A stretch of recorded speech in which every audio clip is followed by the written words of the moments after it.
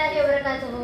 நான் இன்று உங்கள் முன்னால் பேச எடுத்துக்கொண்ட தலைப்பு அல்லாஹ்வை பற்றி பேசப்படும் இடங்களின் சிறப்புகள். அல்ஹம்துலில்லாஹ், இக்காலத்தில் எத்தனையோ விஷயங்களுக்காக மக்கள் ஒன்று கூடுகிறார்கள். அதிலே அல்லாஹ்வை பற்றி பேசுவதற்காக ஒன்று கூடும் கூட்டமே அல்லாஹ்விடத்தில் மிகச்சிறந்த கூட்டமாக இருக்கிறது. அப்படி பேசும் நம்மை பற்றி அல்லாஹும் மலக்குமார்களும் என்ன பேசிக் கொள்கிறார்கள் என்பதை ஒரு ஹதீஸ் நமக்கு விளக்குகிறது. அல்லாஹுக்கு சில நெருக்கமான மலக்குமார்கள் உள்ளன. அவர்கள் பூமியில் சுற்றித் திரிந்து அல்லாஹ்வை பற்றி பேசும் மக்களை தேடுகிறார்கள்.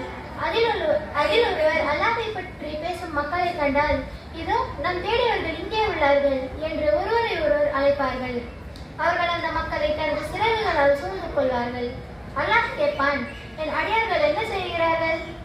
அதற்கு மலக்குமார்கள் சொல்வார்கள், அவர்கள் உன்னை பற்றி நினைத்துக் கொண்டும் உன்னை பற்றி புகழ்ந்து கொண்டும் உனக்கு நன்றி செலுத்திக் கொண்டும் இருக்கிறார்கள் என்பார்கள். பிறகு அல்லாஹ் கேட்பான், அவர்கள் என்னை பார்த்திருக்கிறார்களா? உடனே மலக்குமார்கள், இல்லையா அல்லாஹ், அவர்கள் உன்னை பார்த்ததில்லை. அப்படி பார்த்திருந்தால் என்ன செய்வார்கள்? இன்னும் அதிகம் அதிகம் அமல் செய்வார்கள். அல்லாஹ் கேட்கிறான், அவர்கள் என்னிடம் எதை கேட்கிறார்கள்? அவர்கள் உன்னிடம் சொர்க்கத்தை கேட்கிறார்கள் யா அல்லாஹ் என்பார்கள் மலக்குமார்கள். அவர்கள் எதை விட்டு பாதுகாப்பு தேடுகிறார்கள்? அவர்கள் நரகத்தை விட்டு பாதுகாப்பு தேடுகிறார்கள். அல்லாஹ் கூறுகிறான், நான் அவர்களை மன்னித்து விட்டேன், அதற்கு உங்களை சாட்சியாக்குகிறேன். இறை மன்னிப்பை தவிர வேற என்ன வேண்டும்? நாம் மனமையை தேடி எங்கெங்கே அழைகிறோம். ஆனால் அல்லாஹ் நமக்கு இங்கே அவனோட ரஹ்மத், அருள், சகீனா என்ற மனமையை வைத்திருக்கிறான் என்பதை மறந்து விடுகிறோம்.